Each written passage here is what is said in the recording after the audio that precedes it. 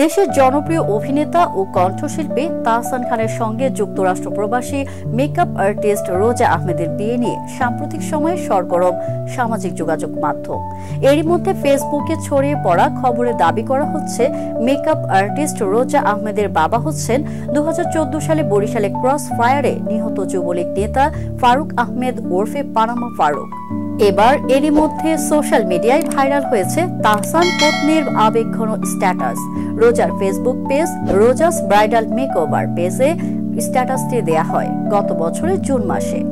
নিজের দীর্ঘ স্ট্যাটাসে রোজা লিখেছেন, সেলফিটা একটু আগেই তুলেছি। সাধারণত আমার অনেক ছবি তোলা হয়, কিন্তু আজ এই সেলফিটা তোলার সময় চোখ থেকে পানি গড়িয়ে পড়ছিল। আমি বাবা মায়ের প্রথম সন্তান, তাই সব থেকে আদরে ছিলাম সবার। আর বাবা আমাকে সব সময় বলতেন, আমার ছোট্ট পরীটা কইরে। সে সময় বরিশাল শহরে আমাদের পরিবারে বেশ প্রভাব ছিল। ছোটবেলায় কখনো কমতি পাইনি। এর বাসায় দাওয়াত, তার বাসায় দাওয়াত, আর যেতেই হবে, কারণ আমাদের ছাড়া দাওয়াত অসম্পূর্ণ হবে। হঠাৎ বাবা আমাদের ছেড়ে চলে গেলেন ওপারে।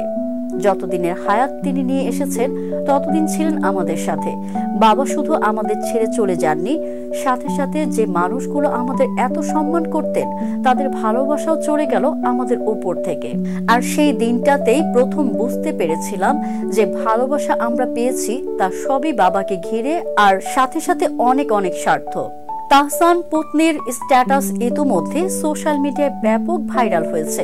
নেটিজেনরা ছড়ে দিচ্ছেন তাদের মন্তব্য।